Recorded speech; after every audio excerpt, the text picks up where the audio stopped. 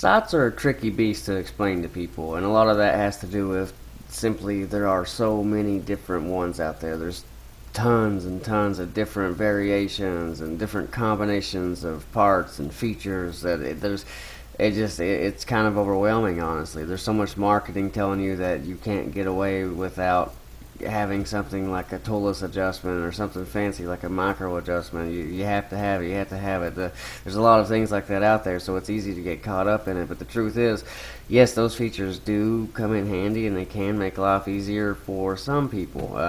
Those types of things are not necessarily for everybody. Actually, even though those are or can be helpful, those features, there's a lot of people out there that just don't prefer them. It actually makes their life a little more complicated in their opinion, and that's what's kind of so cool about it. That's why there's so much room for all those different types of sights, because there are so many different types of shooters, and it's just kind of a matter of finding what you're comfortable with and what you like. So with that said, I wanted to mention that this is the Trophy Ridge Volt 5-pin, and it is actually pretty impressive sight. As you see, it doesn't have any of the fancy toolless, micro adjust bells and whistles and anything like that, but instead it's just a very solid, extremely well built, very, very bright fiber optic. I mean, it's just a good sight.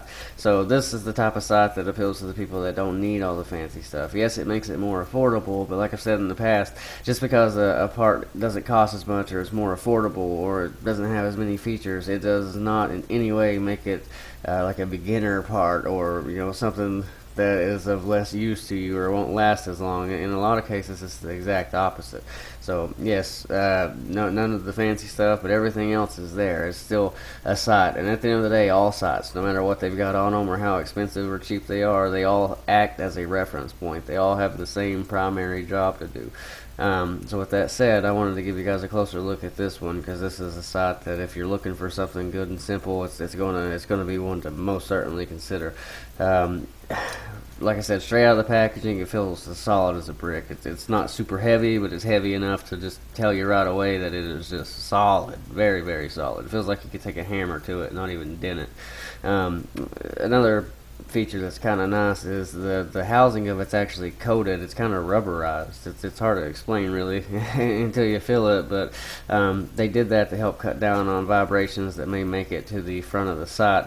And I've also explained this in other videos, but when you fire a shot, any energy that arrow doesn't take and carry away from the bow will scatter into the bow itself, and it will travel to the frontmost parts of the bow. So that's into your stabilizer and sight usually. So if vibrations are making it to your sight in the front of your of the sight housing, they can rattle your pins loose and things like that in time. So having that there, anything extra to help prevent that from happening is potentially saving you a big headache down the road if your pins do loosen up and move or something like that. So it's one of those things you don't really know is a good idea until you get a chance to check it out and use it. It has a very good clear level on it. This sight is a right-hand or left-handed sight, as simple as just flipping it. Now, anytime I know something about a product that I can share, even though good or bad, I do. But I will say, this sight, you can technically flip the level from the top to the bottom for lefties, but I wouldn't recommend it. The glue they use is, basically industrial grade cement. It is extremely good glue. So getting that level off will most likely break it. So it's better just to leave it where it is. It being on top is really not a big deal. Honestly, some people prefer it there. And honestly, if it were me, I would kind of prefer it there just because I think it's a better place for it. It's up and sort of out of the way and a little easier to see, in my opinion. It does come with an optional sight light. You can take that on and off. There's some states that don't allow electronics to be on your bow, so that is completely optional.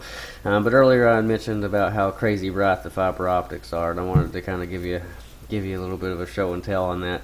I am under a light source here for the video, so all pins of sights that I use or I show off will glow a little bit, but the sight light is off, and those pins are, they are just as bright as anything I've ever seen before.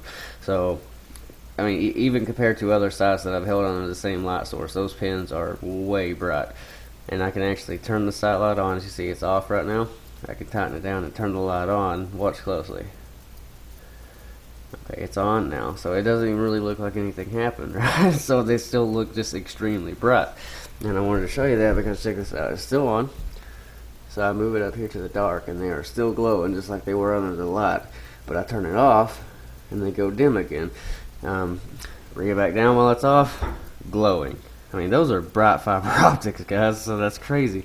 And the reason they glow so well is just because of how they got them completely protected as they wrap, but they're exposed too. So they're just catching so much light, and it's literally like they're glowing, which is just crazy. So even without the sight light, those things are about as bright as they can get. And when twilight comes or low light situations, you can always give it a boost by turning on the sight light. But that is something I just gotta mention as a standout. That's kind of wild. So definitely keep that in mind. But all in all, very well done. I've never heard of anything wrong with them. Never had any real complaints about them to share with you. So if you're in the market for just a good, durable, sight that doesn't really have all the fancy stuff, but doesn't really need all the fancy stuff, but because it doesn't have the fancy stuff, it's more affordable, then I would definitely consider it. It is the Trophy Ridge Volt 5-pin.